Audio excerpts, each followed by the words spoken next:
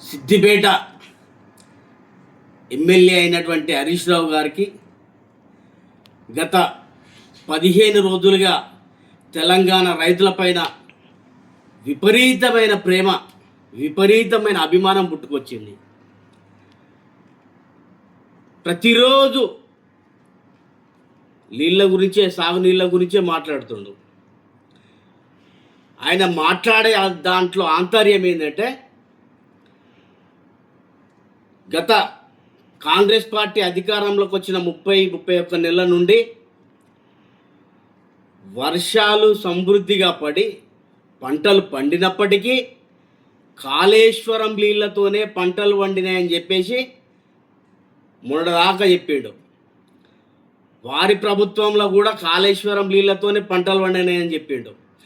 Still 15-16 రోజుల క్రితం కూడా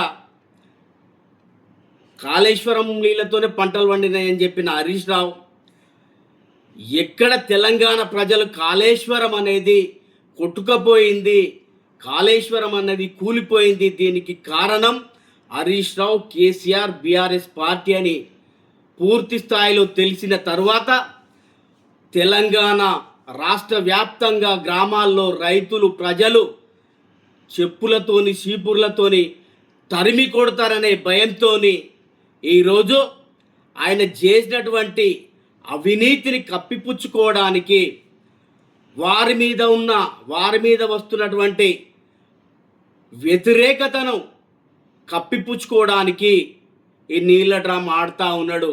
దానికి నిదర్శనం రోజు నీళ్ళ గురించి మాట్లాడుతున్నదే. అరే హరీష్ రావు గారు, మీరు ఏం మాట్లాడుతున్నారో ఒకసారి అర్థమవుతుందా? ప్రాజెక్టులు కట్టిన తర్వాత ప్రాజెక్టులకి వెళ్ళి ఎందుకు నీళ్ళు బయటికి పోతాయి? ప్రాజెక్టులు కట్టిందే, వచ్చే నీళ్లకు ఆనకట్ట వేసిందే ప్రాజెక్టు.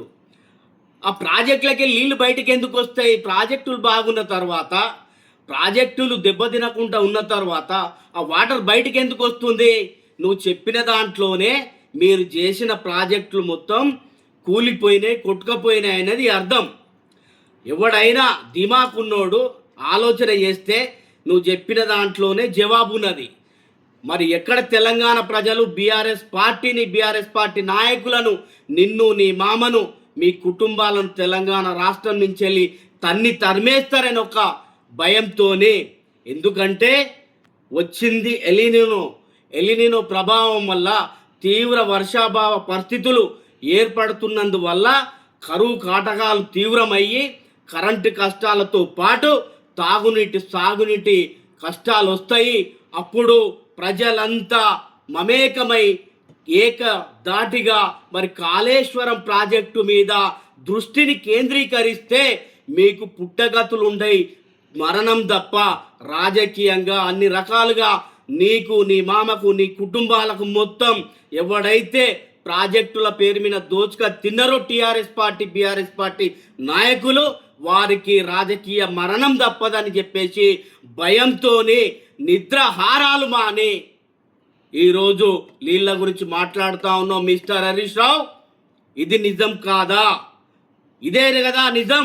తెలంగాణ రాష్ట్ర ప్రజలు రానున్న రోజుల్లో మిమ్మల్ని తెలంగాణ రాష్ట్రం నుంచి తరిమేస్తారని భయంతోనే ఏదో రైతులకు వగల ప్రేమ చూపిస్తున్నట్టు చెప్పేసి మరి ఈరోజు కలర్లు ఇస్తూ, కటింగ్లు ఇస్తూ, మరి ఎన్ని ప్రచారాలు, ఎన్ని వీడియోలు, ఎంత ప్రెస్ మీట్లు పెట్టినా తెలంగాణ ప్రజలు మీరు చేసినటువంటి అవినీతిని మర్చిపోరు, మీరు చేసినటువంటి అరాచకాలను మర్చిపోరు, మీరు దోచుకున్నటువంటి ఆ యొక్క సంఘటనలను మర్చిపోరు. హరీష్ రావు, ఖచ్చితంగా ఈరోజు ఈ తెలంగాణ రాష్ట్రంలో నీటి కరువు వచ్చినా, సాగునీటి, తాగునీటి ఎద్దడొచ్చినా, కరెంటు కష్టాలు వచ్చినా దానికి హరీష్ రావు, కేసీఆర్ కుటుంబం కారణము.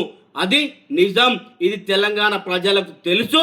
నువ్వు ఎన్ని మాయమాటలు చెప్పినా, ఎన్ని జిమ్మికులు చెప్పినా నువ్వు చెప్పే దాంట్లోనే జవాబున్నది. హరీష్ రావు, ప్రాజెక్టులు కట్టిన తర్వాత మరి 108 టీఎంసీలు గోదావరిలో కలిసిపోయినాయి, సముద్రంలో కలిసిపోయినాయి అని చెప్పి చెప్తున్నావు తప్ప మరి కట్టిన ప్రాజెక్టులు కరెక్ట్ ఉంటే నీళ్ళెందుకు మరి వృధాగా పోతున్నాయో తెలుసుకోలేనంత మరి ప్రజలు అంత అమాయకులు కాదు.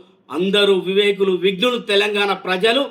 కాకపోతే సమయం వచ్చినప్పుడు ఓట్ల రూపకంగా మిమ్మల్ని ఓడించి మీ అడ్రస్ గలం చేసి రాజకీయ సమాధి చేస్తారు. ఇది తథ్యం. నువ్వెంత చెప్పినా నిన్ను, నీ మామను, నీ పార్టీని నమ్మే పరిస్థితులలో తెలంగాణ ప్రజలు లేరు. ముఖ్యంగా సిద్దిపేట ప్రజలు అసలే లేరని చెప్పేసి ఈ సందర్భంగా నీకు గుర్తు చేస్తా ఉన్నాం.